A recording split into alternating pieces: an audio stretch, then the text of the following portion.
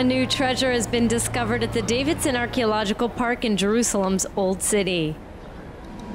At the foot of Robinson's Arch on the southwestern wall that surrounded the ancient Second Temple, steel bars guard the entrance to an even older find.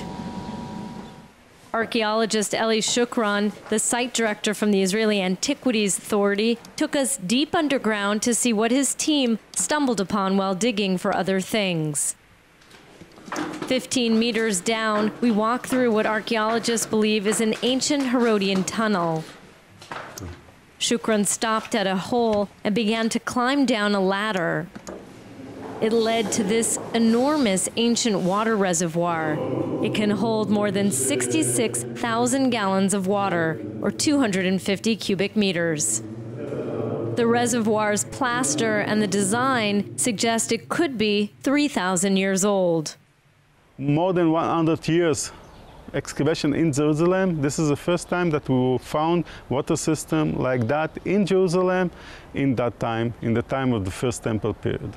Archaeologists believe this reservoir was a public one used during what the Bible describes as King Solomon's temple. It was built in 986 before the Common Era and destroyed in 586 BCE by the Babylonians. Finding artifacts from that time period is extremely rare after more than 2,500 years of new construction. Archaeologists used to believe that during the time of the First Temple, which is about 1,000 years before the Common Era, inhabitants of Jerusalem went further south to the Gihon spring for their main source of water.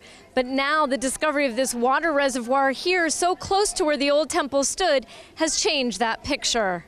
The people that using that water maybe coming from the temple.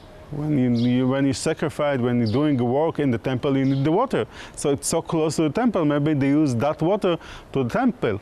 Maybe they use that water to the palace of the Judean kingdom here, close to the temple. And maybe the people here around using that water. Pilgrims, local residents, temple workers, any and all of them could have used this public reservoir. It's more proof, Shukrun says, that the area around the presumed location of the First Temple was buzzing with activity and thus demanded a large public water source. Visitors were clearly moved by the ancient ruin. It brings our Bible to life. It shows us that it was real.